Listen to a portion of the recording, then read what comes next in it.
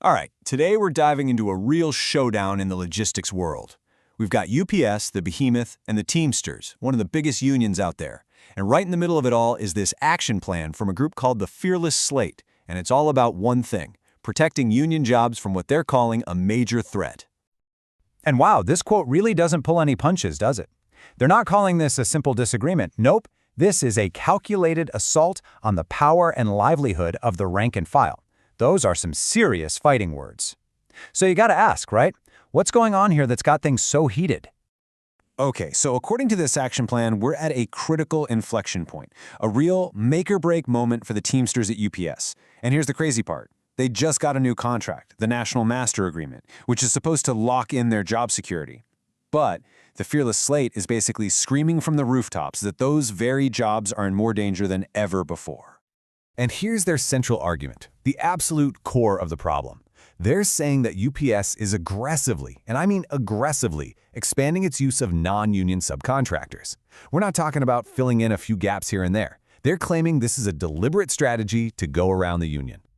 So you can see the massive disconnect here, right? On the one hand, the Teamsters have this brand new National Master Agreement, this piece of paper that's supposed to protect their jobs.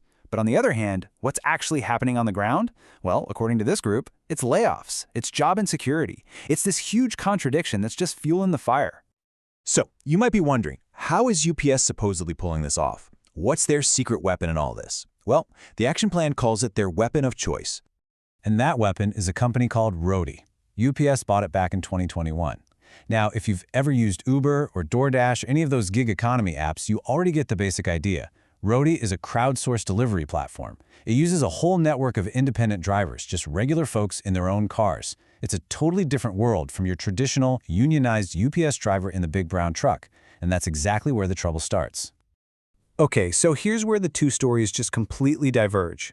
UPS's official line, they say Roadie's for stuff that doesn't really fit into their main system. You know, super urgent same-day things or weirdly oversized items. But the Fearless Slate? They see something way more sinister. They're calling it a direct incursion into their work, basically a tool for UPS to build this whole parallel, non-union delivery network right under their noses. And all of this leads to what the document calls the layoff paradox. And it's a real head-scratcher because you have two things happening at once that just don't seem to add up. First up, you've got UPS expanding its overall delivery muscle.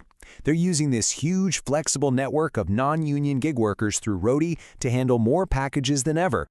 But at the exact same time, the unionized Teamster drivers, the folks who built this company, they're facing layoffs. Their runs are getting cut. Their jobs are disappearing. So how can both of these things be true? It doesn't make sense, right? How can a company be growing its delivery network and laying off its drivers at the same time? Well, the Fearless Slate says they have the answer, and it's probably not what you're thinking. And this is where the whole thing pivots. The solution, they argue, isn't about getting a new contract. It's about using the one they already have like a weapon that's just been sitting there waiting to be picked up. They call it their contractual arsenal. Yeah, the key, according to the Fearless Slate, is not a new contract, but fearless enforcement of the one they already have.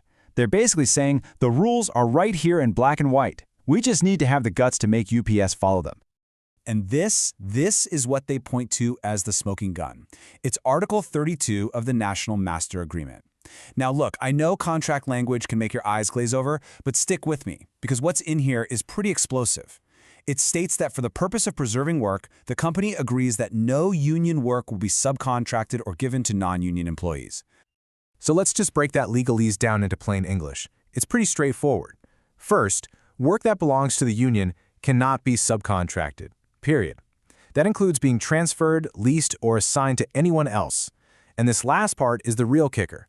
The company cannot subcontract if any employee who normally does that work is on layoff. So, the Fearless Slate puts two and two together. They look at this language, which they say is totally unambiguous, and then they look at UPS using Roadie, and they say, that's it. That's a flagrant violation of our contract. It's as simple as that in their eyes. So with that as their foundation, they lay out a plan for enforcement. It's a really direct, two-step approach. Step 1. Leverage the powerful and what they say is currently unenforced language of the contract. Basically, use the rulebook. Step 2. Mobilize an educated and fearless rank and file to hold UPS accountable. Get the members themselves to stand up and demand what's theirs. It's a classic 1-2 punch. Use the contract and back it up with the power of the members. And all of this really leaves us with a huge question, one that goes way beyond just UPS and the Teamsters. In an age of apps and algorithms, can a traditional union contract still protect workers? Can these documents, written for a different time, really stand up to the gig economy? The Fearless Slate is betting everything that the answer is yes. But, the final outcome here, that could really tell us a lot about the future of work for everyone.